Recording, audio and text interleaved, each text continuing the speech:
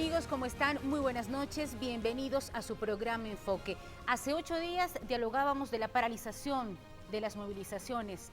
Hoy retorna la paz que es indispensable para la vida de toda nación. Retorna la paz al Ecuador.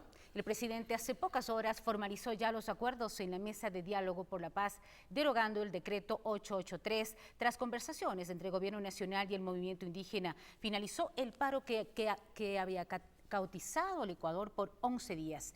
Mientras a esta hora de la noche la comisión con 9 voceros designados por las comunidades indígenas y 6 del Ejecutivo trabajan aún en la redacción del nuevo decreto que reemplazará al anterior.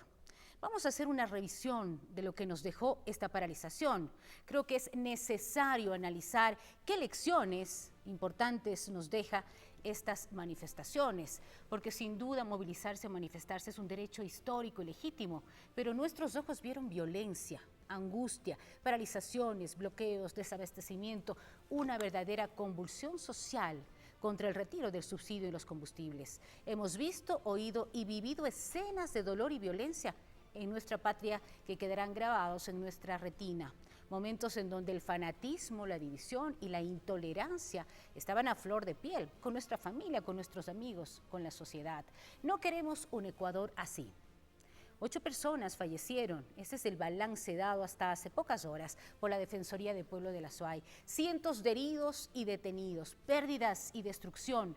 ¿Quién pagará esta factura? Nos preguntamos. Según la industria cuencana, estos 11 días han dejado pérdidas por 80 millones de dólares y gran preocupación de la situación económica, cómo resolver la crisis. Construir un país fuerte con una diversidad cultural, étnica, plurinacional, económica es lo que nos toca.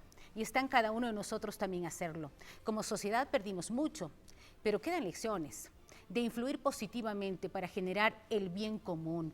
Un balance obviamente que ha sido negativo en cuanto a víctimas y a la situación que hemos visto. Un Ecuador que sufrió una crisis también de valores y principios de una sociedad que con dolor mostró su peor rostro. Nos toca reconstruir un país y seguir buscando justicia y equidad. Bienvenidos a un nuevo programa Enfoque.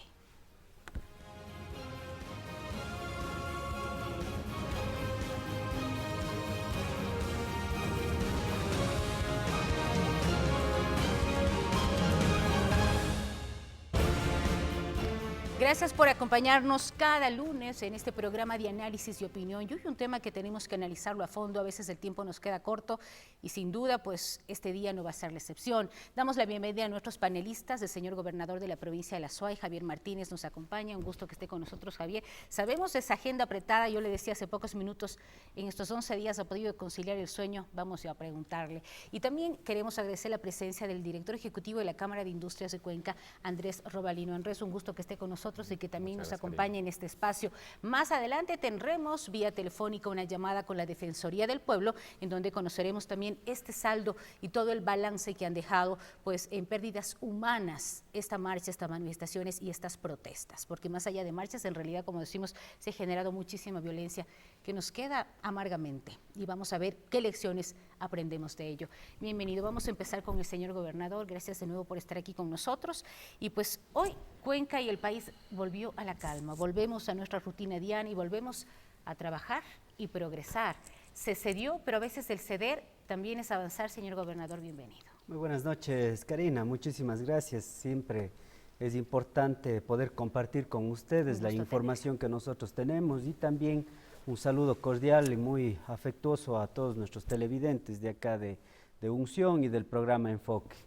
Lamentablemente en estos días de paralizaciones, de movilizaciones, de manifestaciones, vimos una violencia extrema, una violencia que hemos conversado con diferentes personas en la familia, en la calle, con amigos, que lamentablemente no se lo ha visto en otras ocasiones, una violencia extrema, una violencia incluso organizada para poder afectar los bienes del patrimonio de la ciudad y obviamente atacar a la fuerza pública. ¿Ha habido una violencia de lado y lado, señor gobernador? Porque también tenemos imágenes. Nuestros reporteros han estado en la calle y quiero aprovechar para agradecer ese trabajo que ha sido en realidad sacrificado porque han estado arriesgando sus vidas y también han sido de alguna manera pues señalados como prensa corrupta, pero hemos estado ahí en ese momento viendo lo que está pasando. ¿Ha habido de lado y lado los ataques, señor gobernador? Bueno, la violencia genera violencia, estimada Karina, ¿no? Y obviamente Ahí la disposición a la Policía Nacional, a las Fuerzas Armadas, siempre fue reaccionar de acuerdo a lo que nos establece la ley, no hacer el uso progresivo de la fuerza. Lamentablemente se han dado hechos y se tiene conocimiento de que se tuvo hechos acá en la ciudad de Cuenca durante las manifestaciones de algunos actos de exceso de fuerza por parte de la Policía Nacional. Obviamente esto va a ser analizado, esto va a ser investigado. Más allá de eso, la policía y las Fuerzas Armadas han hecho un trabajo bastante importante, excepcional, diría yo, para poder sostener y contener la violencia dentro de acá de la provincia y de lo que es la ciudad de Cuenca. Pudimos ver que sí, hemos tenido la atención de varios heridos que tuvimos de las manifestaciones, tanto por parte de los manifestantes como también de la Policía Nacional y las Fuerzas Armadas, ¿no?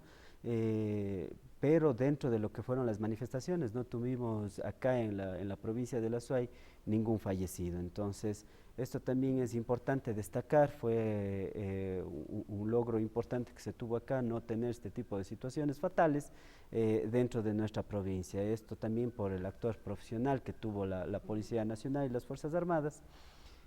Adicionalmente, pues se hizo un trabajo importante. Más allá de esto, esta violencia que se generó dentro de nuestro país durante estos 11 días de marchas, movilizaciones, el presidente de la República, Lenín Moreno, tomó una decisión importante y una decisión por la paz.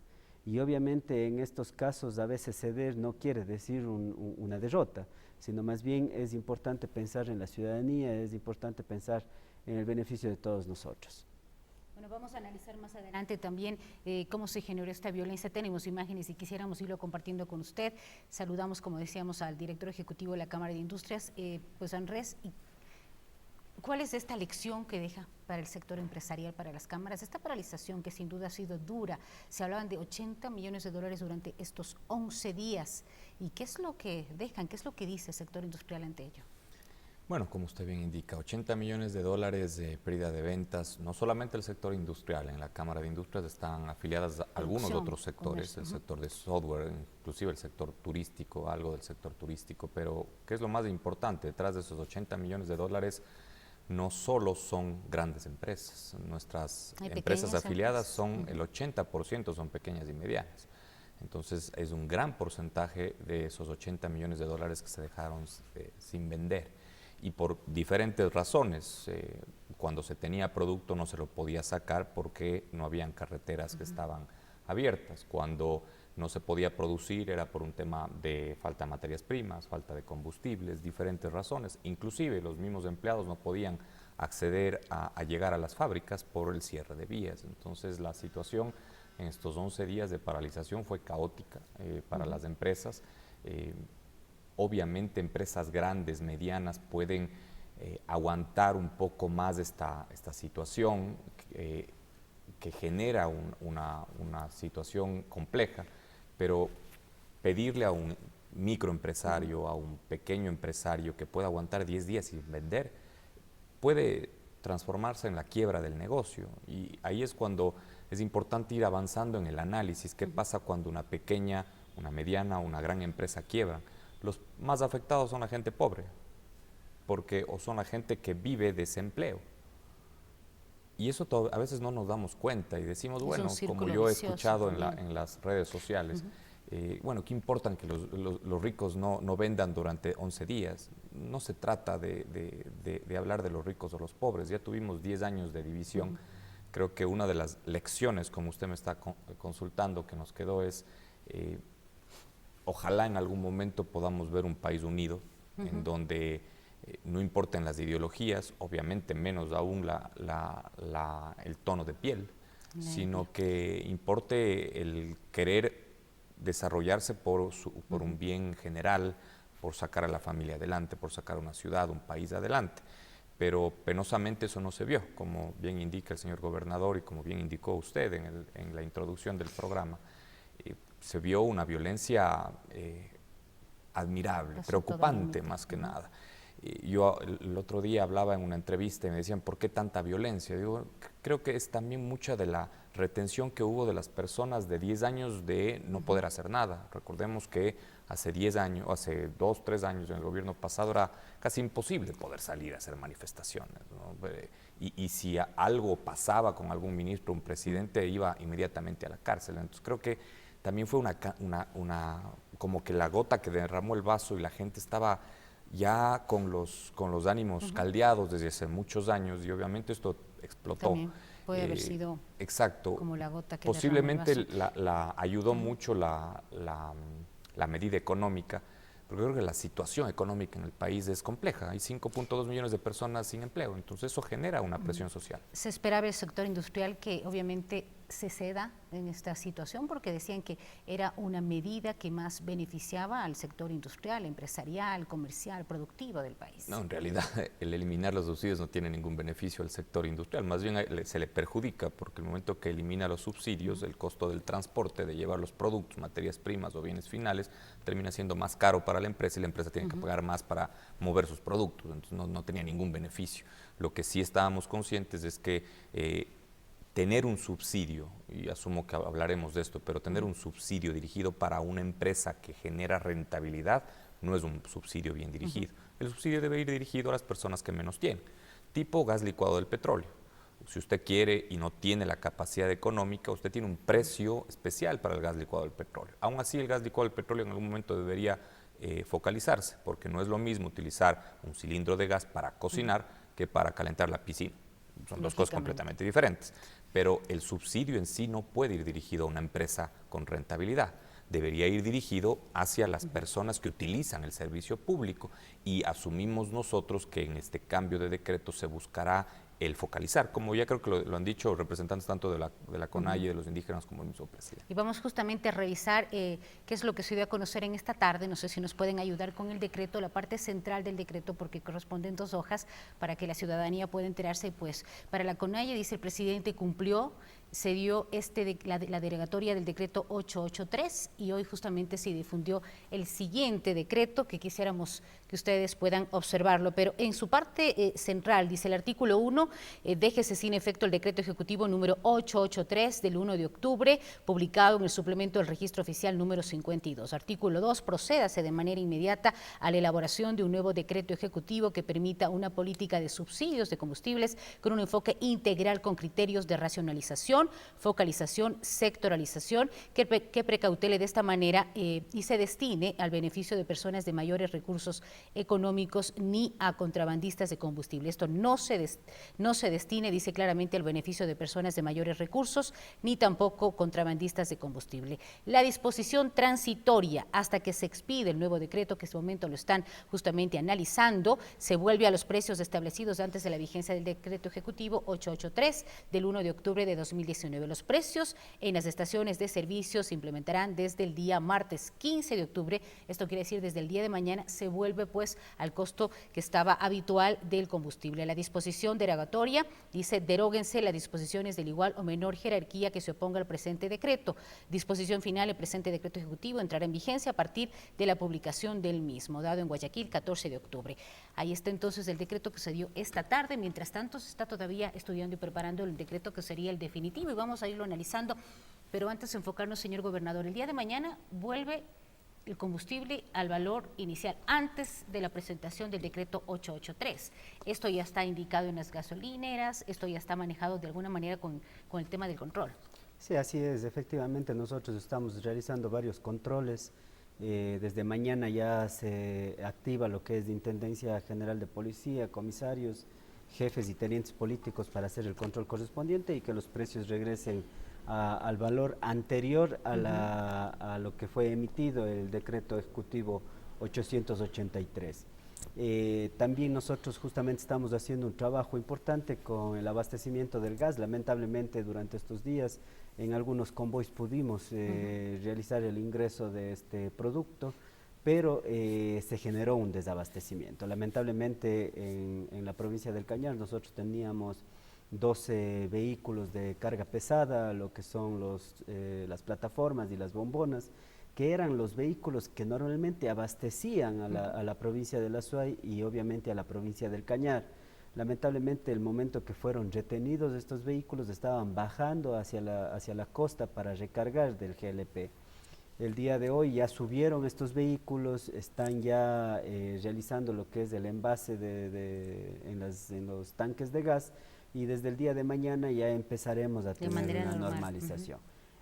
Sí pedirle un poco de paciencia también a la ciudadanía. Lamentablemente no se va a realizar de una sola vez todo el abastecimiento que normalmente se lo venía teniendo, pero de poco a poco vamos a poder ir generando la venta de los tanques para llegar a todos los domicilios que lo necesitan. Eso en lo que respecta entonces al desabastecimiento de gas que estaría pues al momento, como dice el señor gobernador, controlado, y a partir de mañana con paciencia se va a venir normalizando. Sí queremos preguntarle, señor gobernador, ya que usted habla del tema de los convoys, también se ha hablado de que muchos de los convoys que llegaban y que partían de alguna manera estaban beneficiando a las empresas más grandes de la ciudad.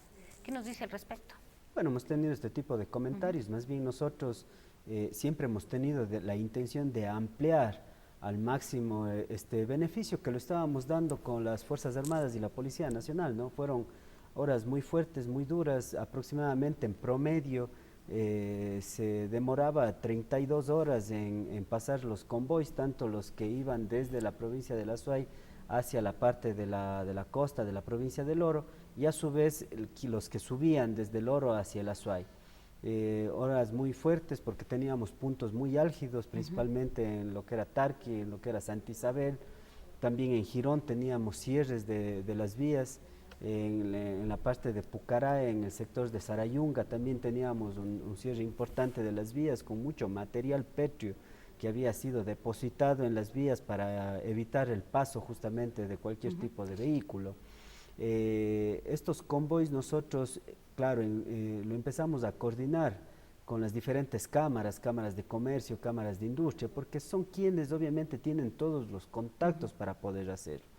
Pero a su vez nosotros también teníamos los contactos con los diferentes mayoristas de los mercados, para que ellos también se sumen a los convoys y obviamente a través de sus camiones, de sus transportes respectivos. ¿Y así fue, de esa manera se realizó? Sí, por supuesto, ellos llegaron a subir algunos camiones en el último convoy que se realizó, se sumaron al mismo pues, y pudieron ingresar varios productos desde la costa ecuatoriana. Señor gobernador, cuando se habla de pérdidas de 80 millones de dólares, y nos centramos solo acá en la ciudad de Cuenca, el tema industrial, empresarial, productivo, pequeñas empresas, también la pregunta es, ¿cómo vamos a recuperarlo? El Estado obviamente no puede hacerlo en la situación que vive, pero ¿cuál es la propuesta que se da en este sentido a las cámaras? Porque también existe incertidumbre en la sociedad, en la población. Dicen qué va a pasar, las empresas van a mantener el mismo número de empleados. Se ha pensado en bajar, en disminuir los empleados, porque han sido 11 días, pero han sido en realidad costos muy altos. ¿Qué contraparte tiene el gobierno en este sentido? Bueno, ahí nosotros vamos a analizar, incluso con Ban Ecuador se está analizando una propuesta para incluso los locales comerciales que en el centro de la ciudad fueron afectados por el vandalismo, para apoyarles con diferentes tipos de créditos y que puedan restituir los bienes que fueron destruidos. También se va a extender esto obviamente a otros sectores. Lamentablemente el daño económico que se generó no solo fue a las empresas, no solo fue al comercio, no solo fue a la industria, también los bienes patrimoniales de acá de la ciudad de Cuenca fueron sumamente afectados. ¿Cómo los vamos a recuperar? Exactamente, ¿Cómo vamos a ahí hay que revisar, hay que analizar cómo se va a reponer todo esto que fue dañado y destruido, ¿no? Durante las manifestaciones. Esto es muy lamentable. Nosotros el día miércoles anterior justamente hicimos una visita. Estuvimos en sitio, ¿no? Durante las manifestaciones, pero también en la noche pudimos hacer un recorrido por las diferentes calles de la ciudad de Cuenca. Y tenemos imágenes, señor gobernador, no sé si usted me permite, quisiéramos primero ver las imágenes de cómo ha quedado la ciudad, enseguida también vamos a analizar, porque tenemos algunas preguntas en torno a lo que ha sido también pues los momentos de tensión y violencia, pero vamos a ver cómo quedó Cuenca. No sé si podemos poner esas imágenes para irlas compartiendo en este recorrido. Vemos algo de imágenes que se viralizaron en las redes sociales, cosas como esta, bordillos, veredas terminadas. Sí, justamente nosotros también pudimos ver a través de las cámaras de videovigilancia cómo se dio la destrucción o se intentó destruir las rieles del tranvía. También se pudo evidenciar algunos manifestantes que intentaban destruir las bicicletas del servicio de bicicleta pública de acá de la ciudad de Cuenca.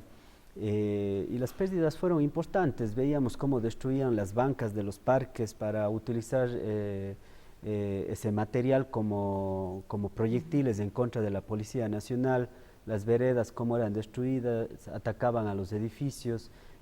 También es bastante deprimente ver cómo las paredes de las diferentes casas patrimoniales han sido pintadas con grafitis y obviamente eso da una imagen bastante negativa para la ciudad. Se habla de ¿no? $100.000 en la ciudad de Cuenca. Este valor, estos números fueron ya incrementados, a subir. En un primer análisis, el municipio de Cuenca justamente había dado un valor de $100.000 en pérdidas. Yo creo que se debe hacer un análisis un poco más profundo a ver e identificar cuáles son efectivamente las pérdidas. Asimismo, no es solo el sector comercial, no es solo el sector industrial, también el sector productivo. Nosotros teníamos gente que trabaja en el campo, que nos decía, lamentablemente nosotros, en el caso, por ejemplo, de Paute, en algunos sectores se siembra papa. Nos decían, nosotros ya perdimos toda nuestra cosecha porque no pudimos sacar el producto para la venta. En el caso del sector lechero, un día se contactaron conmigo y me dijeron que necesitaban apoyo justamente porque habían perdido 1.300 litros de leche que habían tenido que botar porque no podían tener almacenado más de 2 días. Entonces son situaciones que realmente sumando dan una afectación importante para la producción de nuestra ciudad, de nuestra provincia. Obviamente eso son daños ya irreparables. La idea es que de aquí en adelante podamos salir de forma conjunta. La gente ya quería trabajar, la gente ya quería obviamente volver a sus actividades normales por la paralización que se tuvo todos estos 11 días, ¿no? Señor gobernador, y también Andrés, si me permite, vamos a continuar con usted analizando esto, pero tenemos en este momento, me indican la llamada desde la capital de la República, Jaime Vargas, está con nosotros de la CONAIE para que nos comente qué es lo que se vive al momento en esta comisión. Pues hay humo blanco ya, en estos diálogos están generando frutos, vimos ya el decreto, como ustedes habían dicho por parte de la CONAIE, el presidente cumplió y se derogó el decreto 883. ¿Cómo avanzan los diálogos a esta hora de la noche cuando son ya las 21:27? Buenas noches, señor Vargas. Cuenca y el país entero le escucha. Adelante. Buenas noches a todo el pueblo ecuatoriano, buenas noches en especial a todas las organizaciones sociales y a los pueblos y nacionalidades de la estructura de la CONAIE. Yo creo que para nosotros ha sido importante este proceso de movilización y de resistencia en cada una de nuestras provincias y pues creo el proceso se ha dado y hemos cumplido con esta palabra de haber sostenido la petición, no solamente del movimiento indígena, sino de todo el pueblo ecuatoriano, la derogatoria del decreto 883, de lo cual pues ayer ya se definió en el diálogo del gobierno, que tuvimos de que el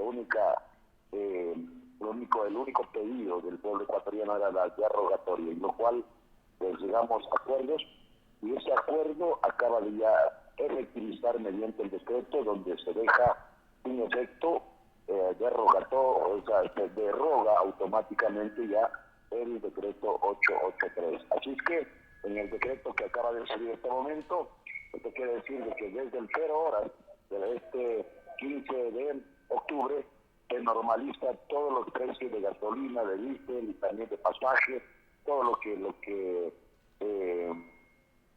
causó, diríamos, la subida de las tarifas con el decreto 883. ¿Puede anticiparnos cómo avanzan las nuevas negociaciones ya con el decreto que se está redactando al momento? ¿Qué va a pasar con los subsidios? ¿Se van a manejar de manera paulatina? ¿Qué acuerdos se está llegando? Mire, ya hay el decreto, ya se firmó el decreto en este momento, ¿no? Que ese decreto elimina o deroga el decreto 883 y con el compromiso de construir un documento en tema de subsidios, ¿no? Focalizar, ¿no? Para no perjudicar, ¿no? Y eso es lo que dice el decreto. De aquí en adelante habrá un proceso de construcción, ¿no? de un documento que nos permita alcanzar los objetivos importantes de todos los sectores del país. Focalización, ¿qué es lo que usted manifiesta? ¿A dónde se va a llegar? Los subsidios se retiran completamente, pero ¿de qué manera se va a focalizar? Mire, ustedes saben de que en el diálogo se habló de contrabando, se habló de que no es posible de que los subsidios reciban la gente que tiene mucha plata, la gente que tiene carros de 40.000, de 50.000, de 60.000, de 80.000, de 100.000, carros de lujos, no es posible que ellos sean beneficiarios. Entonces, esos dos problemas que planteó el ministro de Economía, entonces habíamos dicho, entonces vamos revisando esos vacíos, ¿no? ¿Cómo podríamos pelear o combatir el contrabando, ¿no? ¿Cómo podríamos ver ver que los que tienen más recursos no reciban los subsidios? Pero también yo creo que tenemos que analizar sobre este tema, ¿no? Entonces irán haciendo un análisis importante de cómo poder no generar ese proceso, no donde no nos permita afectar mucho o afectar a ningún sector, como lo habíamos dicho. ¿Cuándo podremos los ecuatorianos conocer ya estos puntos de focalización que usted manifieste que se están acordando? Escucho bien, ¿vale? No sé, perdón, no sé si es que me escucha este momento. ¿Cuándo los ecuatorianos podrán conocer todos los puntos que se mencionaron en la mesa de diálogo que usted acaba de mencionar de la focalización?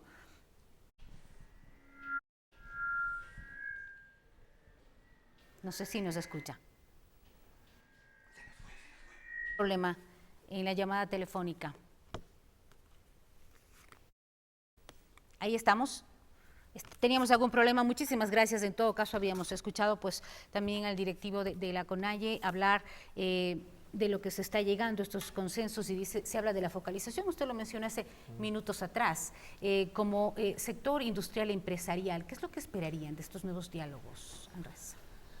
Bueno, creo que se ha hablado demasiado y eso a veces, cuando un tema se lo maneja de una manera política, la lógica técnica que tiene la eliminación de un subsidio, porque es eminentemente una decisión económica, pierde todo el sustento. Yo pienso que se le daña cuando se mete una ideología a un tema eminentemente técnico o económico. Creo que, y ahí no comparto con el señor Vargas de decir que todos los ecuatorianos estábamos en contra del acuerdo, para nada, no es así.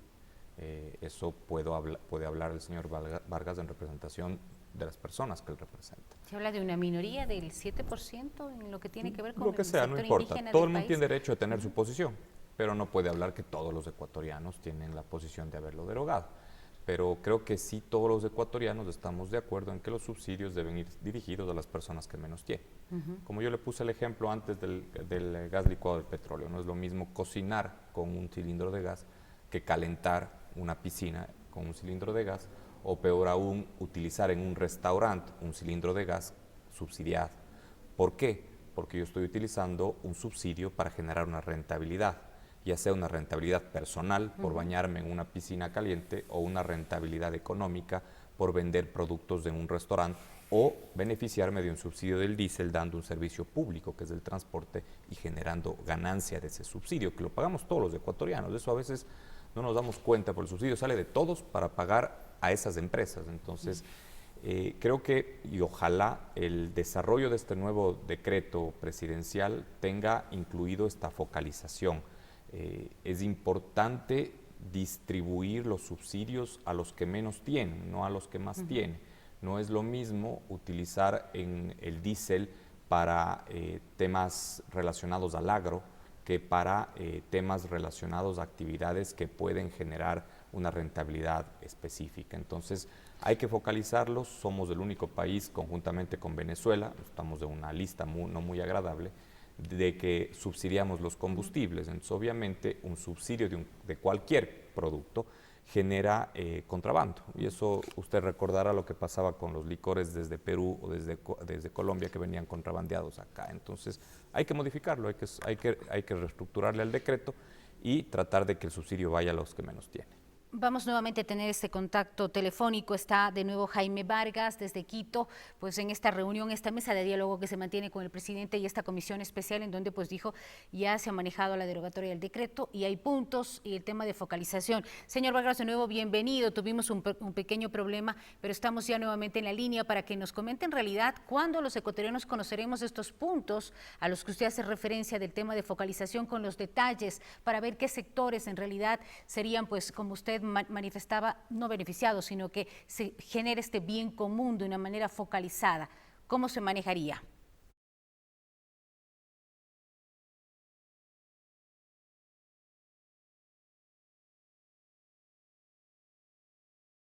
Serio, de trabajar. Estaba escuchando lo que decía un señor, ¿no? Todo un subsidio, en los subsidios siempre ha habido contrabando, estaba escuchando. Eso tenemos que combatirla. Y por eso decía el presidente, si ustedes permiten eso, pues y es problema del país, eso es problema de seguridad, de las fronteras, ¿no? Yo creo que eso es lo que tenemos que pensar a ese nivel. Entonces, en este proceso tienen que integrarse, ¿no?, algunos sectores sociales que hemos estado en este proceso para poder avanzar en este tema de trabajo, de focalizar, ¿no?, en qué manera podríamos trabajar y también llegar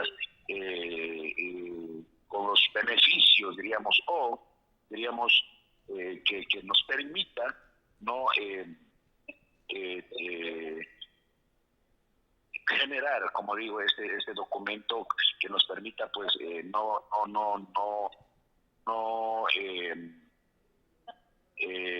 como digo, sin perjudicar a ningún sector, ¿no? Porque eso es lo que te decíamos ayer, hacemos ese análisis, porque la gente que tiene un carro pongamos de 40.000, ¿y cómo identificamos eso? ¿Cómo procesamos eso? ¿Cómo podríamos comprometer o cómo podemos generar para que no nos vaya diríamos, esos puntos que acabamos de analizar? Así es que estamos construyendo, hay una agenda y esperamos avanzar de manera urgente, ¿no? Y pues llegar ya a acuerdos finales. ¿Hay plazos para saber estos documentos? Lo que quieren saber los ecuatorianos en medio de la incertidumbre es cuándo tendremos los documentos. Yo sé que se maneja una mesa y una agenda de diálogo, pero ¿para cuándo? ¿Plazos? ¿Qué es lo que se piensa? Estamos trabajando en eso. Hoy día acabamos de recibir la invitación ya mañana. Mañana me siento ya una reunión.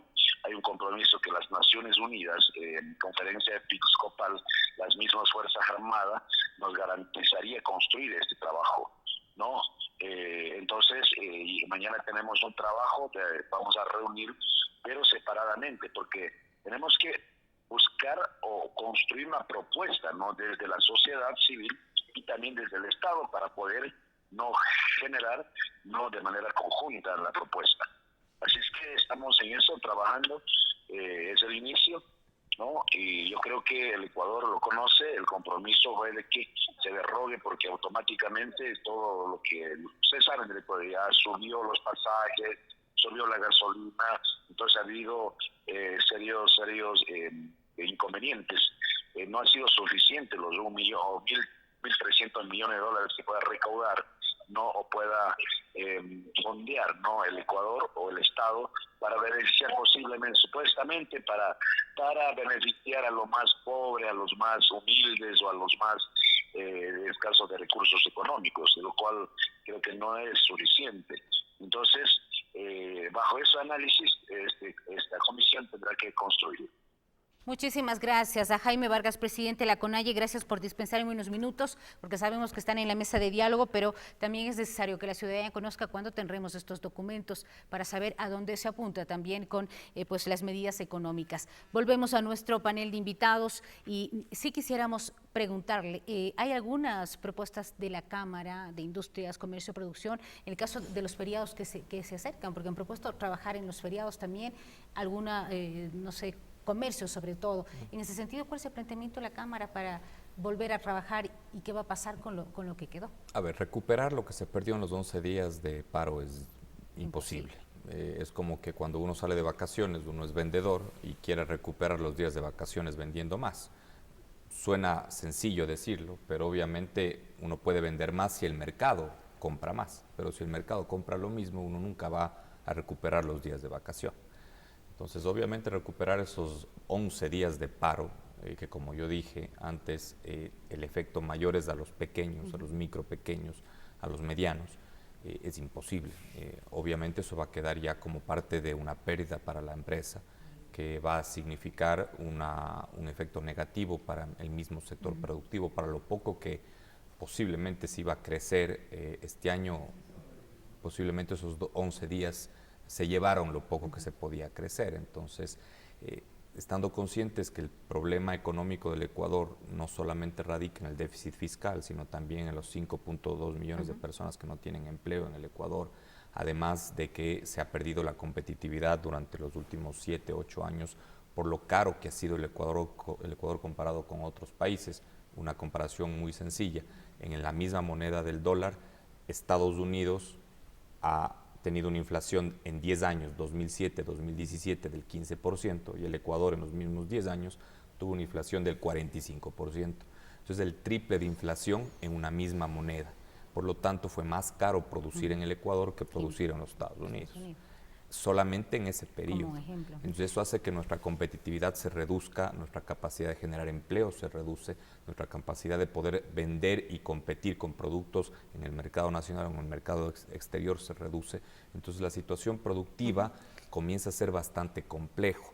Obviamente, insisto, hay esas personas que piensan que igual el sector productivo está representado por explotadores, lo que siempre yo a usted le he dicho en las entrevistas, explotadores, los que no pagan impuestos y demás.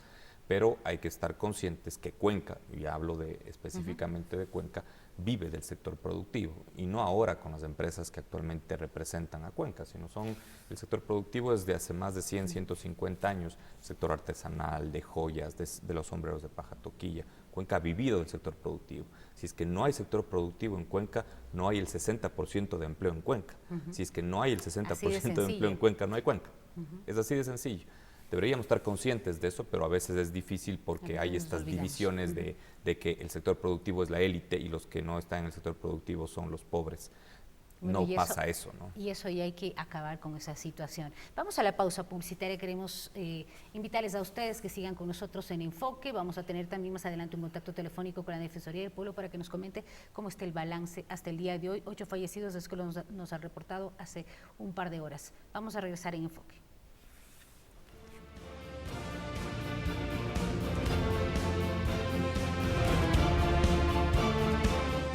Ya volvemos con más de Enfoque.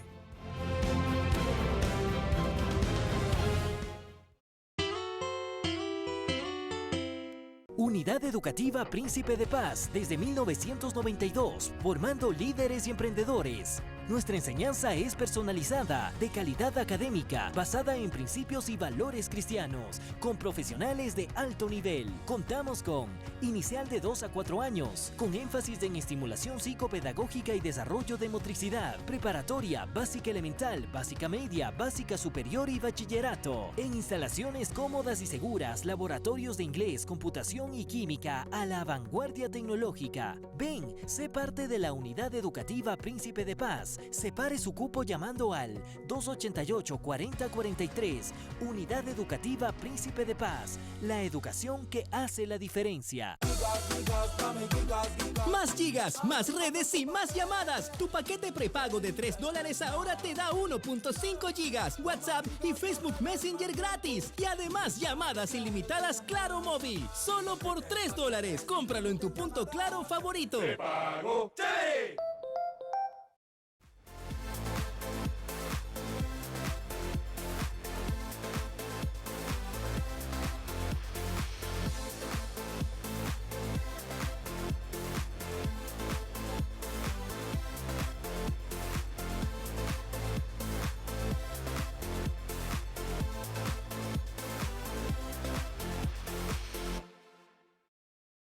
Servicio Integrado de Seguridad ECO 911.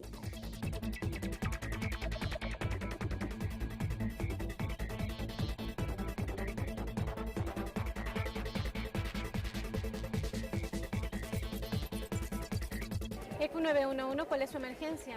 Señorita, ayúdeme, me robaron el auto. Claro que sí, ayúdame con la dirección y una referencia. Estoy en la calle Galo Plaza Lazo, justo es al frente de la iglesia. De acuerdo, ¿me colabora por favor las características del vehículo y las placas? Es un Hyundai Tucson, es así medio celeste, las placas son... De acuerdo, se coordina con Policía Nacional, estamos para servirle. Y Chimbía 1 de Serem. Recopio, cambio, se procede, se dirige al lugar. 1220 adoptando 1228 para la unidad.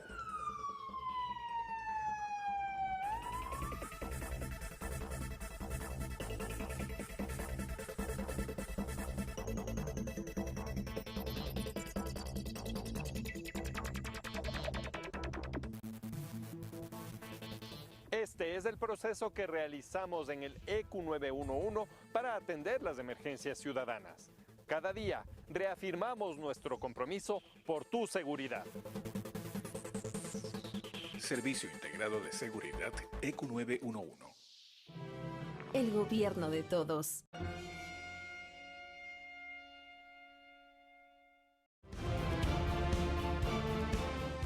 Ahora continuamos con más de Enfoque.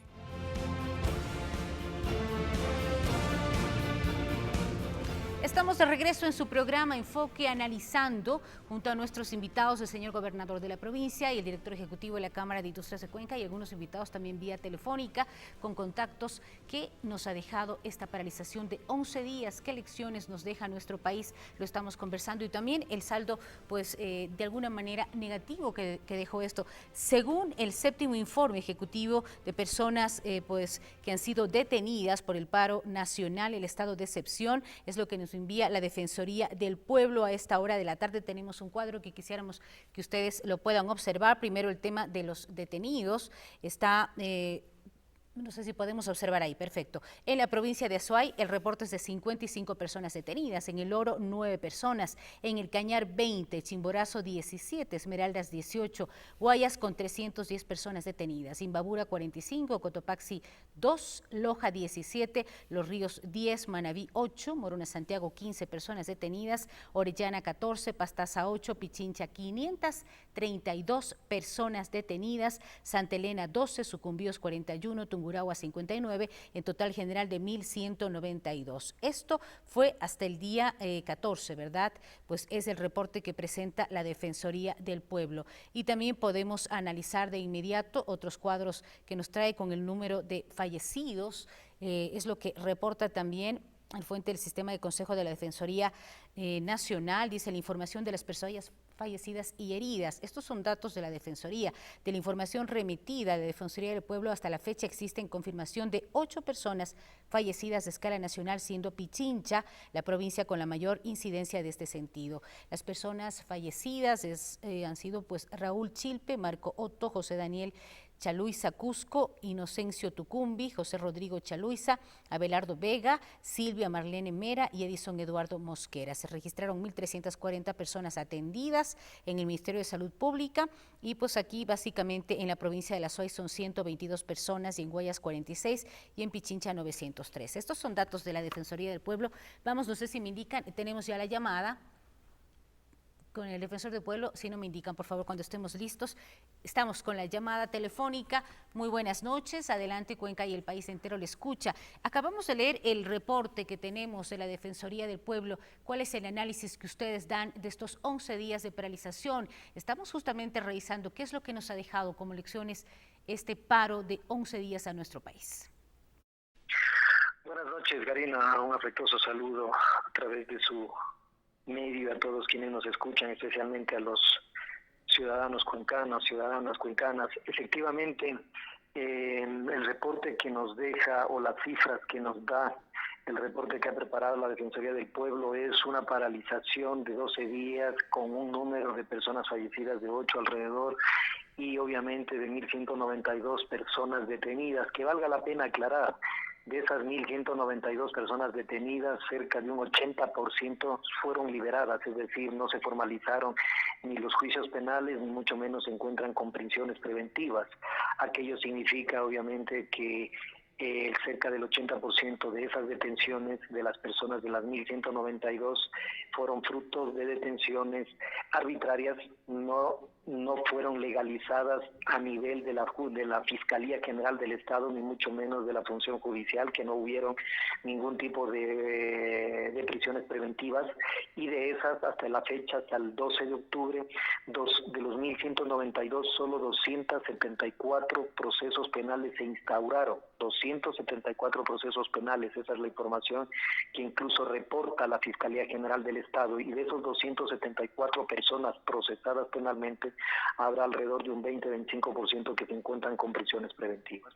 Eso demuestra obviamente que las protestas demasiado violentas de parte y parte, los grupos infiltrados que se encontraron en las protestas que generaron el caos, el vandalismo, sobre todo en la ciudad de Guayaquil y acá en la ciudad de Quito, en el edificio de la Contraloría, en su gran número han sido detenidas y están asumiendo los procesos penales. Este tipo de personas deben seguir con los procesos y obviamente obtener las sentencias, porque este país no puede darse el lujo de permitir ese tipo de vandalismo ni actos delictivos. Pero el gran grueso y el gran número de los manifestantes que fueron detenidos fueron dentro de las protestas sociales, lo que generó unas detenciones que no fueron legales, que fueron arbitrarias, y que obviamente lo único que ha hecho es polarizar al país, demostrar los excesos que se cometieron, ciertos excesos que cometió la Policía Nacional, la Fuerza Pública, y que dentro de un Estado de Derecho pues obviamente no podemos darnos el lujo, ni mucho menos de generar ese tipo de afectaciones y violaciones a los derechos humanos que ponen en riesgo la propia vigencia del Estado de Derecho, del Estado constitucional de derechos.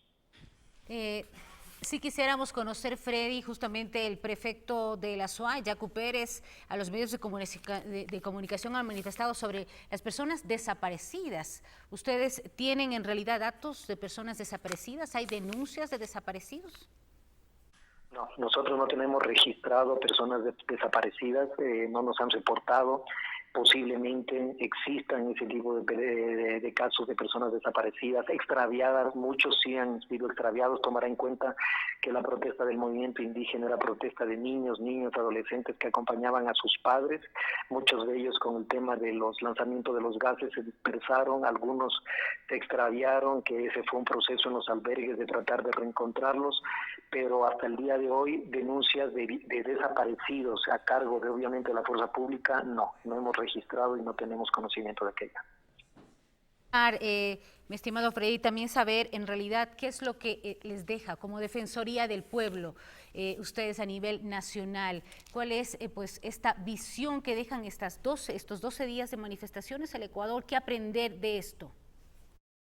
Bueno, primero, la gran preocupación para la Defensoría del Pueblo es la fractura social que presenta el Ecuador. He visto y he sido testigo de esta violencia, por un lado de la represión de la fuerza policial, por el otro lado también de estos grupos enquistados en el movimiento y en la protesta indígena, pero más que nada hay una fractura social completamente marcada.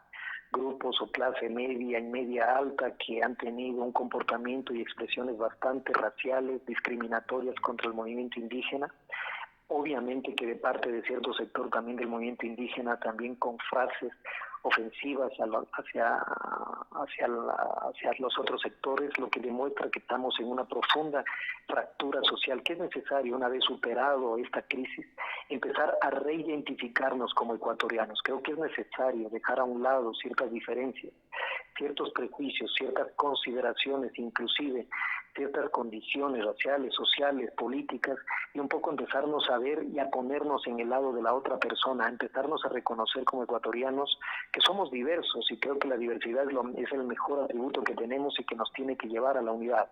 Adicionalmente, creo que es muy importante, Karina, dejar consignado que creo que esto se pudo haber evitado, hubieron errores del gobierno que es necesario reconocerlos, no fueron socializadas suficientemente las medidas económicas, no existían planes de contingencia. Creo que el gobierno nacional tiene la obligación de conversar con todos los sectores, incluido obviamente los sectores sociales, campesinos, obreros, que fueron los más afectados de las medidas económicas, y tratar de buscar medidas compensatorias que nos hubieran permitido evitar estas 12 días de paralizaciones y sobre todo lamentar que hayan fallecido 8 personas dentro de las protestas, en el contexto de las protestas. Pero sobre todo, y creo que una de los grandes mensajes que nos da es que no podemos permitir, y las autoridades tienen que ser lo suficientemente sensibles, que cuando existe un descontento social tratar de canalizarlo, resolverlo y no permitir la polarización de las propuestas, porque al final estos 12 días nos dejaron como mensaje que al final de los 12 días el gobierno derogó un decreto que se lo pidió desde el primer día, desde el día 3, que hubieran las manifestaciones. Dejaron pasar 9 días para 12 días para luego terminar aceptando una derogatoria que si se lo hubiera hecho en el momento adecuado nos hubiera evitado pérdidas económicas, heridos, detenidos, pero sobre todo pérdidas humanas. En ese punto siempre las autoridades deben ser sensibles a los llamados de la gente, del pueblo obrero campesino, que es la clase social más desfavorecida y a quienes deben dedicar mayor atención los gobiernos. Gracias a Freddy Carrión, defensor del pueblo. Gracias por estar con nosotros también en este programa en vivo y en directo. El tiempo es corto, queda muchísimo todavía por hablar. Señor gobernador, pues han sido momentos difíciles que no quisiéramos volver a repetir. Hemos hablado ya del precio que le ha costado no solo a la ciudad, sino al país entero estas paralizaciones. Dicen podían haberse evitado si se derogaba antes. No queremos hablar del antes, sino del después. En realidad esperamos que esto surja y que las conversaciones y el diálogo sean positivos para que beneficien a todos los sectores. Si no, la división siempre se va a mantener.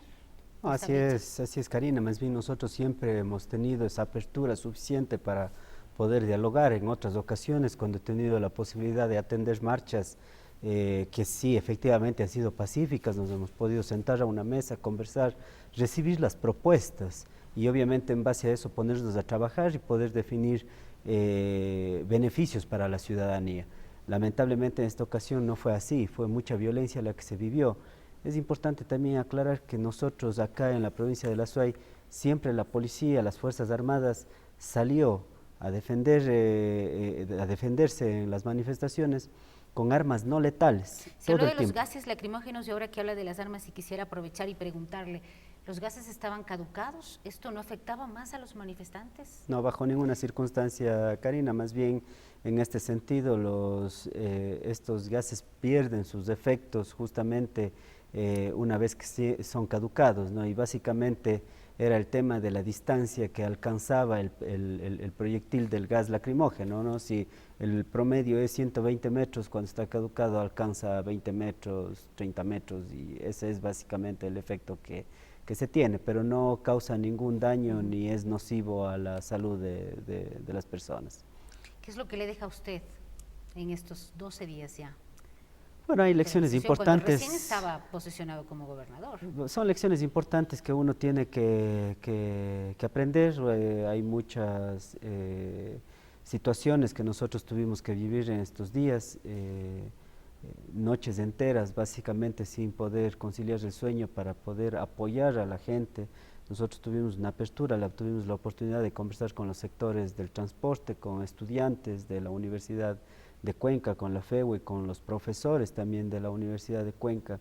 Y justamente esto nos llegó a entendimientos importantes, ¿no? Creo que siempre la línea fue la del diálogo.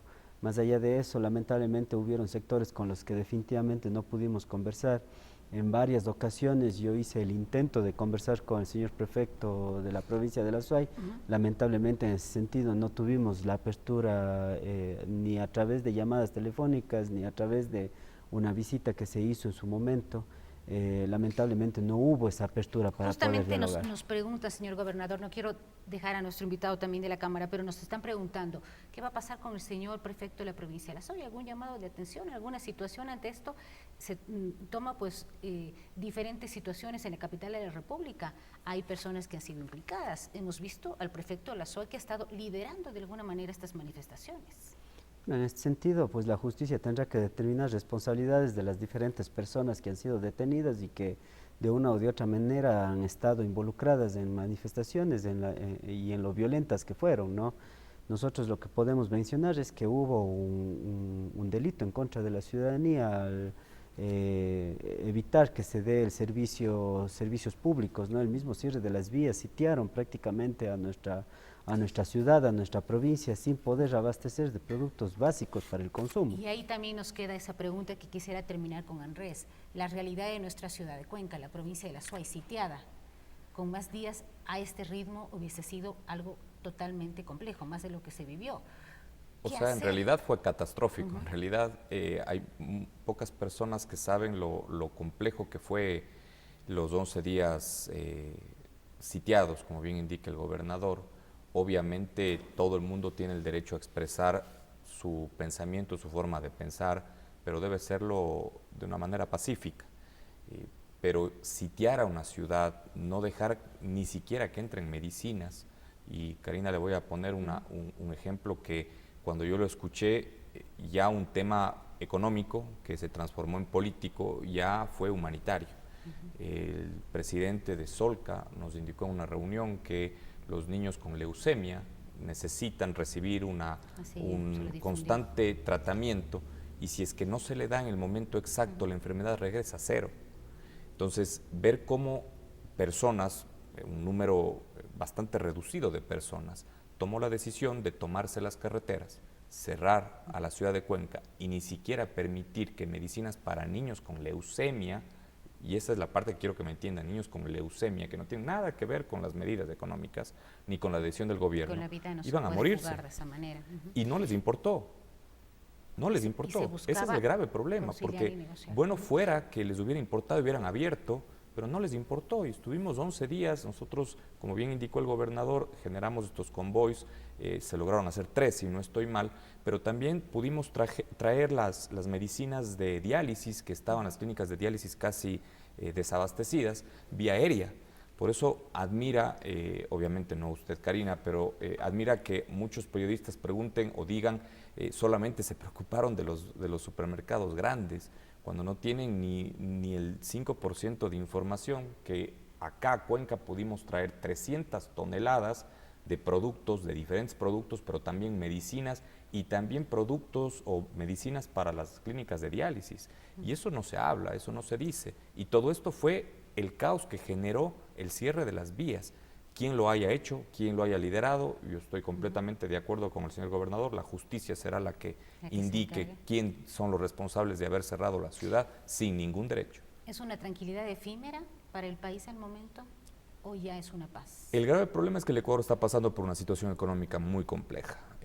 Todos estábamos muy conscientes que el Ecuador tiene que recuperar su crecimiento económico y le va a tomar algunos años, así que la presión social de no tener empleo comienza a ser cada vez mayor, no se soluciona ni se iba a solucionar con la reducción de los subsidios. Se tiene que reactivar al sector productivo, se le tiene que dar al emprendedor la posibilidad de poder crecer y hacer exitoso su emprendimiento, y todo eso significan reformas en diferentes temas laborales, tributarios y demás. Si es que no se dan esas reformas, obviamente será imposible que el sector productivo pueda de la dolarización, comprometerse. yo sé que me estoy pasando unos minutos, pero es importante. Se habla mucho de la dolarización, la estabilidad de la dolarización queda en juego de esta manera. La dolarización se basa en tres temas: exportaciones, inversión y las remesas. Obviamente la deuda, pero en deuda no se puede vivir. Hay que reactivar esos 3 sectores, y el sector productivo está en relación a las exportaciones y está en relación a la inversión. Hay que reactivar al sector productivo para fortalecerle la dolarización. Si es que no solucionamos eso, la dolarización obviamente va a estar mucho más debilitada, pero el tenerle al dólar como moneda es una seguridad para todos los ecuatorianos. Muchísimas gracias a nuestros invitados, señor gobernador, gracias por estar aquí. Mañana la situación entonces vuelve a la calma, como hemos estado hoy más normal, pero pues lógicamente hay que ver qué es lo que pasa con el nuevo decreto. Gracias a ustedes por estar con nosotros. Vamos a dejarles con imágenes de que en realidad podemos reconstruir lo que otras personas vinieron a destruir, ¿verdad? En Quito, justamente en estos momentos, siguen haciendo una reconstrucción y una limpieza, una amiga que no va a parar. En Cuenca hace días también se lo hizo, y nosotros podemos hacerlo desde casa para cambiar también esta mentalidad. Pensemos en el bien común, pero sin afectar al otro, sin pensar en divisiones de ricos y pobres. Y terminemos con eso y pensemos en un solo Ecuador. Gracias por estar con nosotros en Enfoque. Les dejamos con estas imágenes. Buena noche para todos. Si se quiere, se puede. Si se quiere, se puede. Si se quiere, se puede. Si se quiere, se puede. Si se quiere, se puede. Si se quiere, se puede. Si se quiere, se puede. Si se quiere, se puede. Si se quiere, se puede. Si se quiere, se puede. Este país que sabe a caña y algodón, que se ilumina mucho antes de que salga el sol. Yo nací en este país de niños pobres y almidón. endeudado con los mismos que se lo llevaron todo. Un país lleno de historia, de hombres y mujeres de hormigón, llenos de coraje y de ternura, llenos de pasión.